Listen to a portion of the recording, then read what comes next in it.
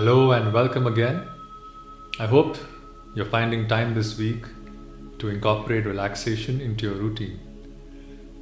Now, in the previous lesson, we learned about the nervous system and ways of soothing the nervous system. Today, we'll talk about a very important aspect of well being, which is sleep. We all know how important it is to sleep well, yet we find sleep sort of evading us.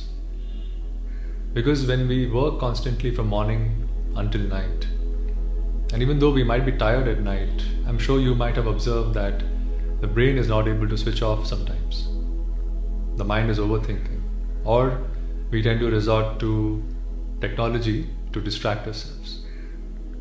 And it is important to emphasize sleep, as a priority because that's what leads to well-being. And if we don't do that, it leads to insomnia, imbalanced mental health, anxiety dreams, and also lifestyle disorders of high blood pressure, cardiovascular disorders, and obesity. And as per a study by Fitbit, India is the second most sleep deprived country. Now, this should be a wake up call in itself. So, we should always stick to the guideline recommended by National Sleep Foundation of sleeping at least 7 to 9 hours every night. Now we all know this, we've heard about this from multiple people and multiple sources, but yet we find this difficult to implement.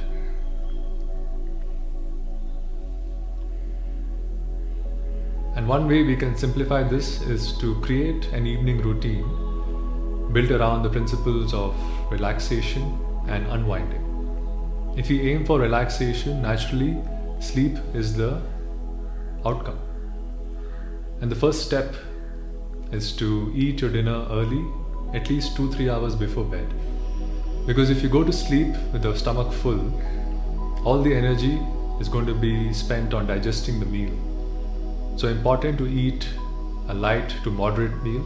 Again, not too light because this might keep you up. So eat a light to moderate meal at least 2 to 3 hours before bed. The second key lies in switching off from technology at least 1 hour before bed. And this includes television, this includes your mobile phones, laptops, tablets, email, social media, WhatsApp, all of it. Because when we do that, the brain begins to disconnect from the outside world, and then the brain waves slow down and the mind relaxes and calms down. Also, the blue light from these devices is what impacts the production of melatonin, which is responsible for the sleep cycle. And the third step is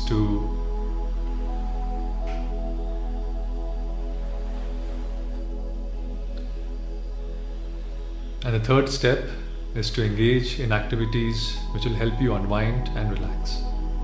This could mean playing with your children, enjoying with family members, journaling about your thoughts and feelings, about things you're grateful for, reading a book, enjoying some soothing music. All of these activities is what will again activate the relaxation response or the parasympathetic nervous system. And the last 2-3 hours before bed is where we want to really activate this relaxation response, because that's what prepares the nervous system, the brain and the body for a restful sleep. That's what tells the brain that now the body is preparing for rest and relaxation. So it's important to segregate your day for all your effort and activities, but in the evening, last couple of hours, it is even more important to rest, relax and unwind. And with this, over time you'll notice that you're sleeping much more rested. And with this, over time you'll notice that you wake up feeling rested. And this makes you more productive at work, it makes you more present in relationships, and enhances your overall physical and emotional well-being. And the journaling activity for today is to design an evening routine around relaxation. Identify the activities you want to include in your evening routine that will help you feel relaxed, and rested and prepared for a sound sleep. On that note, I hope you sleep well tonight. Thank you. Namaste.